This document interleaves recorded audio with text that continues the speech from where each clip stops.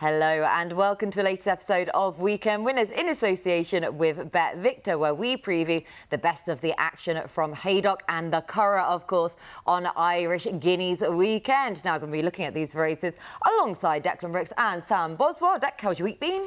Yeah, it's been good. Probably sounds a little bit better than Haydock, who's got 46 mils of rain in the last week. It sounds like it's wetter than an otter's pocket up that part of the country. But yeah, I'm in good form. No winner for me last week, sadly, but there was a man on the panel who did put up a winner, and that was Sammy Boswell. So well done. I was going to say, we've narrowed it down then to one, yeah. So thanks for that, Deck. Yeah, well, I didn't want to assume, given the current climate. To be fair, that is very true nowadays, Deck. Very well done. Diplomatic as ever. Sam, very well done on your winner last weekend. Yeah, I still love the London Gold Cup. It's still going to remain my favourite flat race, I think. And yeah, it's certainly a race I think you can take quite a few out of. And we'll be looking back at that, I think, at some point through the season to see how those horses progress. But the winner was very smart. Really smart, yeah, and that is always a race to follow horses out of as well. Hopefully you'll see some more smart performances this weekend. And we also have some more Ante-Post bets for you from Royal Ascot towards the end of the show as well. But of course, before we get stuck into the action, a reminder as ever to please do gamble responsibly. Our tips are not guaranteed to win, but we will still do our best to point you in the right direction. Right, we begin at Haydock. This is with the 150, the Group 2 Temple Stakes for the 3-year-olds and over 5 furlongs. Living the dream, 18 to 5, then still heading the way. Then wonderful horse, an Australian mare in here as well, the dream in here too, Deck. So we've got loads of characters we know plenty about. Yeah, exactly. It's a good little race. Looking forward to it. But obviously, as we touched on there at the top of the show, Haydock have had an awful lot of rain, and I think they might be due a little bit more today on Friday. So just see how that's going. But look, I fancy Vadream here. I think this race sets up incredibly well for her, not only because of the ground, but I think the pace in the race. Living the Dream will likely go forward, as will the Australian mare Asphora, and they're going to put some serious pace into the race. But both of those are kind of essentially, I know this probably doesn't maybe apply to Asphora, but they're making their seasonal debuts in very bad ground. And also in the field, I think there's a trio of 3-year-olds in here, and you know, physically those kind of horses are still developing, especially if they're sprinters. So I'd love a stronger horse on my side, and Vadream fits the bill. To be fair to her, she is pretty good on a range of different grounds over a range of different trips, but you know, strong pace, 5 furlongs with lots of moisture in the ground is really going to suit her. So yeah, I think she's a big player. I think she's going to go really well. The race sets up perfectly for her. Yeah, hopefully it will do. But like you say, she's proven she is ground versatile now, but it's the fact that she handles these conditions so much better than others, and that's why her price has massively contracted in the week. Then 4 to 1 now all the time. Then she is shortening up, but I'm going to be with you as well. Then yes, 4 to 1 Tracey. about the dream. Hopefully the ground will still stay soft enough for her. Now we're going to look back at her run at Bath. Now, this was her reappearance start, her penultimate run. Now, she finishes behind A Day in Devon in this, but A Day in Devon has subsequently finished second in the Commonwealth Cup trial and third in the listed Carnarvon Stakes behind elite status. So this was no disgrace whatsoever. A typical Bath race as well, where they gravitated towards the inside rail. She had to be wheeled out then for her run. As soon as she was in the clear, she stayed on to good effect, but she conceded first run. And this was just ground that was on the quick side for her as well then. As I say, I wouldn't be too harsh upon that. And this time of year is the time to catch her as well. Those 2 wins that she had in the spring of last year before she was just set those lofty targets towards the back end of it. So no disgrace in that. She's really likeable. Has to reverse a form with 7 questions, but 7 questions also has to prove that wasn't a fluke at 33 to 1, that win last time out. So Deck and I are both with the dream then. Sam, you're going to join the party? No, you've made strong cases though. I completely agree, but at the prices for me, I'm quite happy to kind of just see where we end up. The 2 in front in the betting as well. Living the Dream going to have obviously a big season this year. Potentially, I'm sure connections will be hopeful of more international sort of travel. And I just felt as a starting point, I wouldn't want to take a short price about that horse. I think there's plenty to come. The Australian horse is fascinating as well. But again, I just like to see those horses get the opportunity to acclimatise. Obviously, potentially Royal Ascot further down the line, those kind of targets for that horse. And I picked my way through, and obviously, Declan, you mentioned you prefer sort of an older, more proven horse. I actually thought Flora of Bermuda was just a wrong price. Last year, we saw the race won by a 3-year-old in Dramatise, and this run here is up against Big Evs. And interestingly, the one thing she's going to have to do is not miss the start like she did here and at Newmarket. But she ends up second, and I just think there's a bit more to come. I thought Andrew Balding campaigned this horse pretty aggressively last season with, I think, 7 runs. The win, only the one win, came at Goodwood in soft conditions, so I don't have to worry about the ground. Listen, she's beaten fairly here this day, but had she not had that issue at the start, she'd have been a bit closer. I just felt like I'm looking for a horse that could be overpriced. 25 to 1 for me was an each-way bet in a race that I thought there was plenty of questions about, a few in there, proven in softer ground. I think she could make up into a nice type. You make a good case. I did wonder where we were going to go with that then. But 25 to 1 for this potential lurker, Flora of Bermuda. But like you say, living the dream, whether or not the ground, I know he's got the soft ground form, but probably not going to be quick enough to see him at his best. He's got a long season ahead of him. As for, we've seen Aussie horses disappointing at Haydock prior to Royal Ascot as well. And there's no nature strip by any means. So, yeah, so I like where you're going with that then, Flora of Bermuda. Sam throwing us a bit of a curveball then in the Temple Stakes, but let us know in the comment section below who you fancy for the race. As we move on to our next at Haydock. This is the 225, the Group 2 Sandy Lane Stakes for the 3-year-olds over the 6 furlongs. Now, Van Dijk makes his reappearance in here. Of course, he's going to be a hot favourite at 4 to 6 in this one. On his reappearance, though, so Sam, is he worth taking on at that price, or are you happy to play him? Listen, I always put my bookmaker hat on to start these segments and think an odds-on shot, fantastic. In soft ground, even better. But then you go through the race and actually certainly seems to be one of the more proven contenders on there. Arrives here with obviously a fantastic record. Looks versatile, looks like this will suit. It's really hard to pick holes in this horse, and we're going to see him in action here. And I think the flat season really needs some stars, and I'm very hopeful that Van Dijk can continue this trend that we saw as a 2-year-old. I just want to see more. And I think we're going to get it, if I'm honest. I just think the fact that the win on softer ground ticks that box. That race at Goodwood, OK, it wasn't the strongest renewal of that particular contest because of that. But we've seen class like this, and I just can't get past the fact that I think this horse is going to be one of the names that this flat season really starts to light up the turf. And I think this is a great starting point. I'm not too convinced by too many in here in opposition as well. So for me, it was a little bit boring, but at 4 to 6, I actually thought the horse was a play. Yeah, I think so as well. My slight concern is one of my colleagues from another show. Believe it or not, I do actually do a fair few of these. But Matty Sutcliffe... This is your favourite, right? Oh, of course, it's an absolute given. I don't have to establish that. But one of my colleagues, though, Matty Sutcliffe, he said that no horse in the last 10 years has won this on their reappearance start. But I do think Van Dijk is a whole different kettle of fish, though. And like I say, I think at 4 to 6... I know that we have the slight fear that we might get the City of Troy syndrome then with him not training on into being a 3-year-old or others surpassing him, potential blowout therefore. But Van Dijk, the way that he was shaping last year, you just imagine there is actually plenty more to come from him as a 3-year-old. He was still doing enough wrong at 2 last year as well. And we were just seeing that penultimate start at Deauville then in vision as well. That was the Group 1 pre-Morney. Now this form just continues to work out well this season, doesn't it? Really likeable. Because, of course, he pulled clear with Ramatuelle in second. Ramatuelle ran a blinder to finish third in the 1,000 guineas. Sajir, who was 6th, won a Group 3 on his reappearance. Elite Status was back in 7th. He won the listed Carnarvon Stakes. And Jassor was 8th. He won the Group 3 Commonwealth Trial. So that form looks very strong. There's no reason to try and take him on for me, Van Dijk. But I do like an each-way play in here as well, though, with Puro Sangue, who's 9 to 1. Now, for all that I really like Van Dijk, I don't think I'm chucking away the win part of this each-way bet, because, as I say, there is that ever so slight doubt now after we've seen with City of Troy that Van Dijk could disappoint here. So Puro Sangue, really consistent, really likeable horse. Might just be the each-way alternative from a betting play. So, Dec, I'm sort of sitting on the fence, therefore, with my plays, but how are you looking at it? Yeah, no, I'm with you. I just think I want to take on Van Dijk. And look, if you're taking on a horse that's 4 to 6, you've got to make a case against it, don't you? So here goes. 1, it's a seasonal debut. Yeah. 2, I think it could be the softest ground he's ever going to run in. 3, he's got a Group 1 penalty. He's got to give away £3 to a lot of these horses here. And 4, he has had a habit in the past of being slowly away, and I don't see massive amounts of pace on here. He just could have a little bit to climb early in the race. And look, if he's beaten here, surely the big goal's got to be the Commonwealth Cup. You know, I think any trainers worth their salt would have leave a little bit to work on here, because the big goal is the Group 1, not the Group 2. So with that in mind, I was with Kate here on the each way pick in Curragh.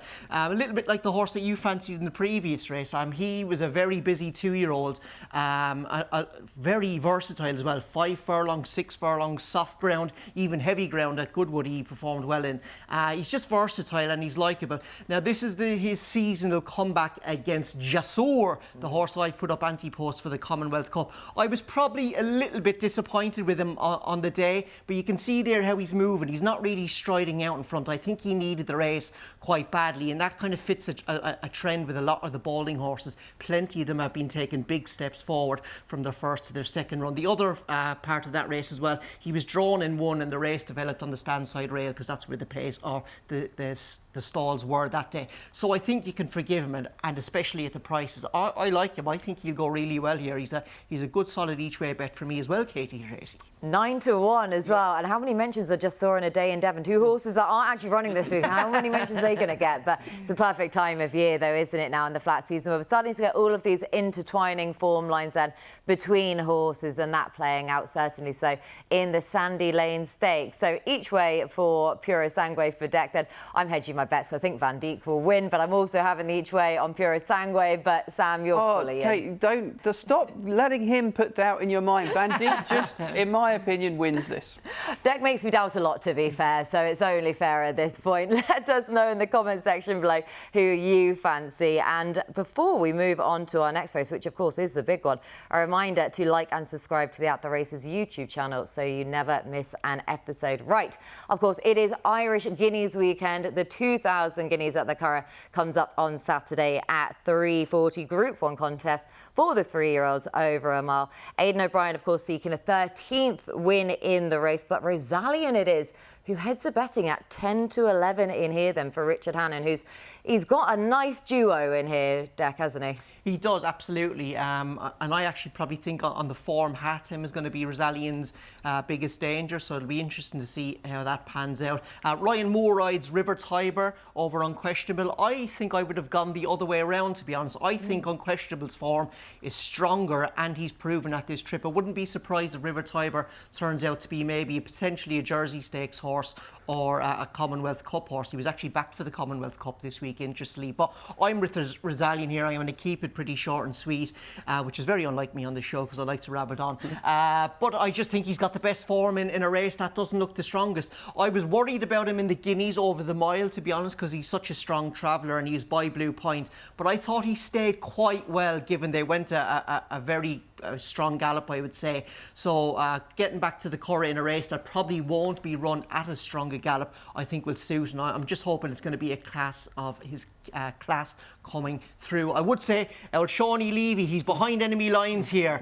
He's got to have his wits about him, because the days of Galileo and Dubawi are not quite over yet, but he is a Blue Point, we shouldn't forget, Rosalien, and he's taken on a couple of Wootton Bassets and a no-name never here from Coolmore, and the Coolmore team have got 3 runners in here in an 8-runner field. They can dictate how this race goes, but the draw in 6 should give Shawnee options, and I just hope it's going to be a case of class coming to the fore. Yeah, and you say about those 3 Ballydoyle horses all making their reappearance start, though, and that's been a theme that we've seen throughout the start of this season, is that the Aidan O'Brien horses at the top level have been needing their runs, though. But I thought pace-wise, Hatem would be the perfect horse to be trying to set it up for his stablemate. But Hatem, though, Sam, don't say that if the owner's listening. Yeah, exactly. That's potentially. But Hatem in his own right, cracking horse, hence why he's third in the betting. So, like we had with the Lockenge last weekend, Sam, you don't want the potential pace setter to be getting away from them. No, less said about that, the better.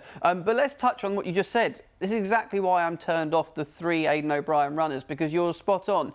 They have looked like this year, the way that they've been campaigned, the step forward from that first run to the next one, in a race of this nature especially, I just don't think they're going to get away with it.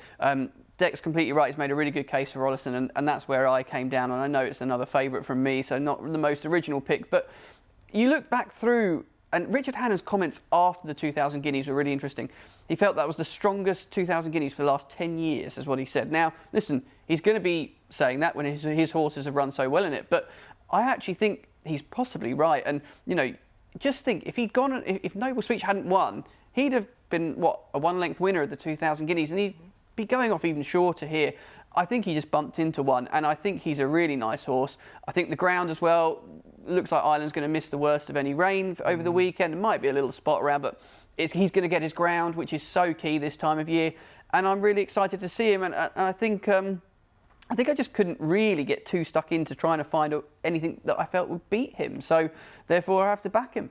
The other thing I'd say quickly before we move on with him, the betting market around him before the Guineas was mental. He doubled in price in the morning, and but everything did, to be fair. Yeah, it was a crazy betting market that day. I thought he was going to run like a drain, given the market was. So maybe he didn't have the most idyllic prep, and he still run well. So hopefully he'll step forward again. But that is who me and Sam are with. Who are you with, KJ? Oh, ditto. Right, here we go again for another hat trick. Not quite another Lethal Levi. This, though, is it? Rosalie. He won last week. He did, and were any of us on him? I highly doubt it. Exactly, that horse.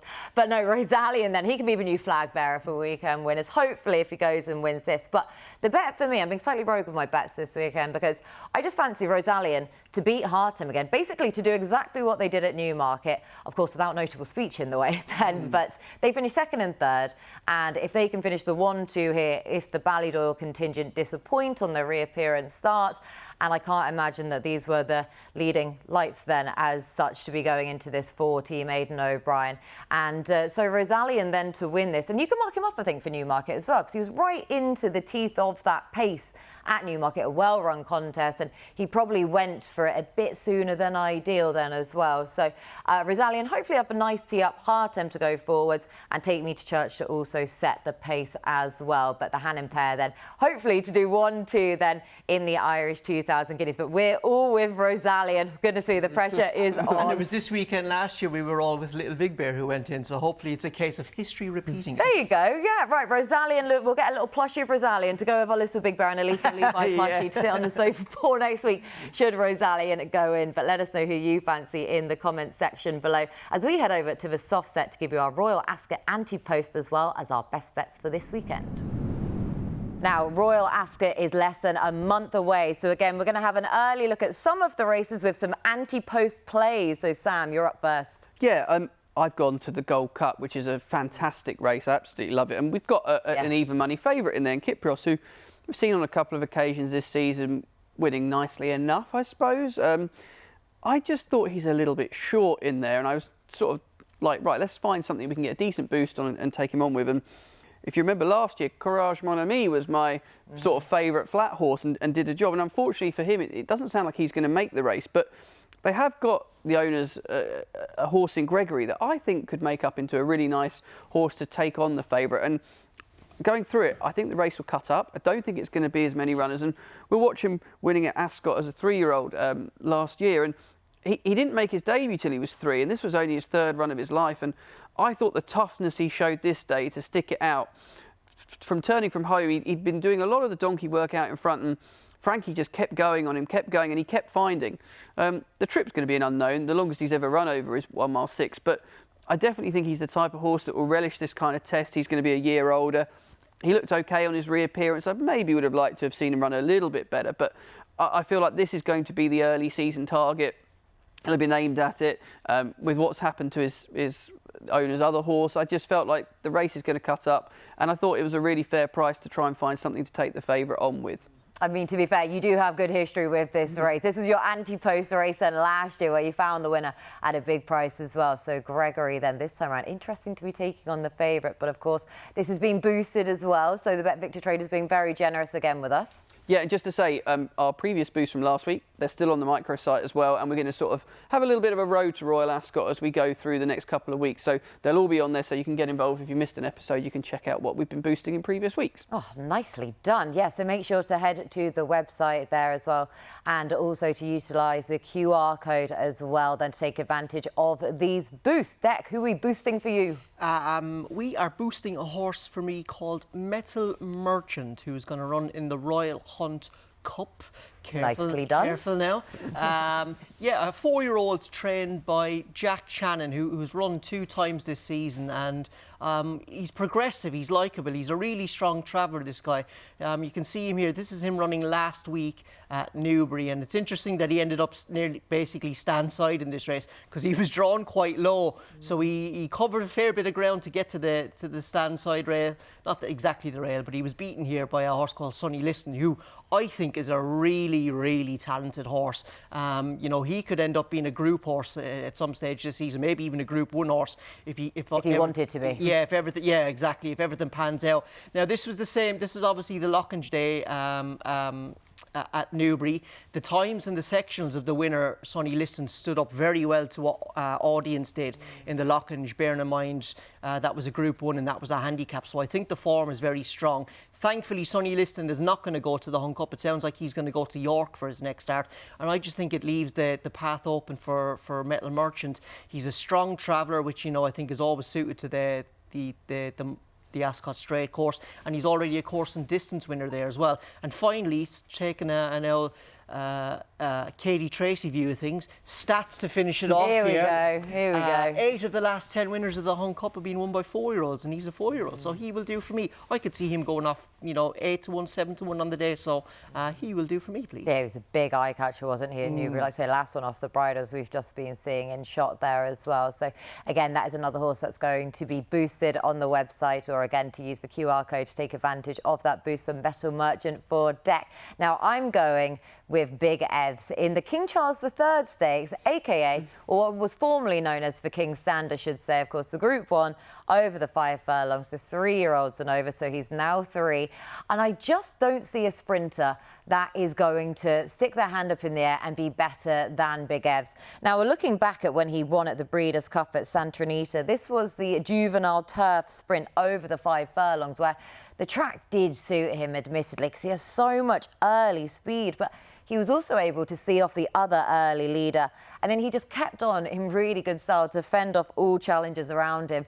I love the head carriage on him with the ears flat back. I know he wears the sheepskin noseband with that slightly higher head carriage, but generally you can get that about a horse that is just really fast because it almost opens up their body. So they have that quicker stride rotation then. And I think that's why he has that ever so slightly high head carriage, but he's so hardy. And I didn't mind his reappearance at all. I know a few people were cribbing it considering what a short price he was. But of course, in that, he was giving away the penalty then as well. And he did everything you wanted to see from him at York. It was £5 he was conceding to his rivals, which is no mean feat whatsoever.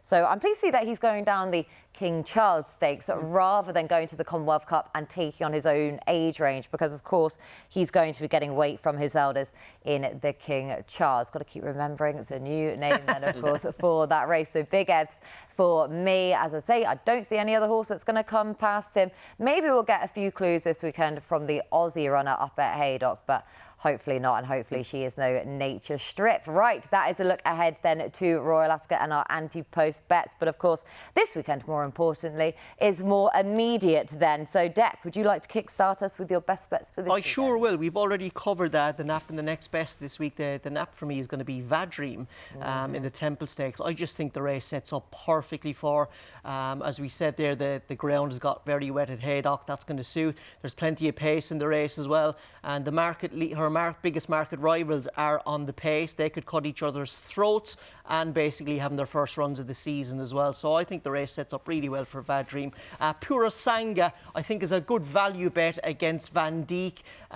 Look, I think everybody knows Van Dijk is the form horse, but a couple of things that he'll just need to overcome. £3 penalty, seasonal debut, probably the softest ground he's going to run on as well, and he has a habit of being slow away. Pura Sanga is a good, solid horse, consistent, trained by a top team, so he will do for me. And then the long shot, we're going to go to the opener at Goodwood on Saturday. The Camden Colt for the Richard Hannon team. He's run twice at Newmarket this season, and his form is working out really well. Now, the drop to 7, it's debatable whether that will really suit him, but he's drawn in 1. I'm hoping Alec Wojciechowski can make plenty of use of him from that plum draw, going out and make his own running if he has to. He's got a good gate speed, he's got a good cruising speed. Could be done for a little bit of toll, but look, at 16-1, we're getting a big price. 16-1 and heading to Goodwood as well. Interesting to see what the ground's going to do at Goodwood as well then over this weekend. So they are Deck's best bets for the weekend. Sam, where were you looking? Yeah, I'm going to kick off with my nap, which I've got to stick with Van Dijk.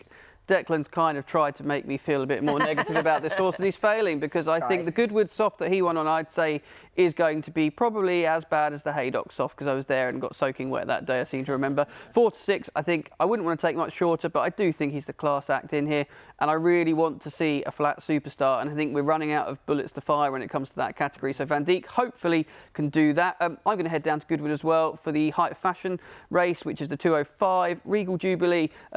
By Frankel. This horse is really interesting, goes up to 1 mile 2 for the first time, and I think these slightly calmer waters will be better. Obviously, seen in the 1,000 Guineas, we've ended up 11th, but I think going a little bit further will suit. I don't think the ground's too much of a worry, and I just think there's a bit more to come. I thought this race looked like it was crying out really for a decent price winner, and at the head of the betting, I thought 4 to 1 was very fair. And then Flora of Bermuda sounds like a boat, might need to be like one at Haydock given the conditions, but 25 to 1 is just too big. It'll be my long shot. Let's hope the 3-year-old can replicate what last year's 3-year-old winner did. A nice range there as well. But yeah, 25 to 1 long shot. Really like that for Flora of Bermuda with the case you were making earlier on. But I'm going to be going sort of against the pair of you two. But I'm going to go with a horse that we're both siding with for my, well, all three of us, I should say, are siding with for my nap. And that is, of course, Rosalian. I know he's 10 to 11, but I actually don't think that's a bad price. If he just replicates what he does at Newmarket, I think he's going to take the world of beating in the Irish 2,000 Guineas, and hopefully Hartham can give him a nice horse then to aim at and can run a solid race himself. Now, Candonamore in the 115 at Haydock. This is the Silver Bowl handicap, heritage handicap over a mile. Really like this horse. Now, again, we talk about trends. He ticks an awful lot of trends because last time out winners have a very good record in this race, as do horses who have only had one run this season, who get the 1 month turnaround, ridden with restraint from a middle tie draw. The only trend that this horse fell down on was that he is rated lowly enough in comparison to recent winners on just the mark of 81, but he ticks a lot of boxes otherwise. And then I found it tricky to find the long shot. For all that we've got loads of competitive racing this weekend, there wasn't one that was at what I would consider to be a long shot price that was really interesting me. So I thought that Solent Gateway, 20 to 1, was worth a chance to go back and retain his crown in the Nell Hook handicap over 2 miles. He's going to get different ground to this race last year, but he's running off of a £4 lower mark for it. We've got a lot of horses that are suspect to be able to stay the trip, and hopefully then if he can just go forwards, he's got 3 duck eggs next to his name from this season, but I'm hoping this has been the aim for Solent Gateway to go back and retain his crown. So 20 to 1 then for my long shot. But that is everything from us on this week's show. Let us know your own best bets in the comments section below. But a big thank you to Dec and to Sam for all of their hard work as per usual. A big thank you to you at home for watching. We'll be back at the same time next week to preview the best of the action at Epsom, including the Derby.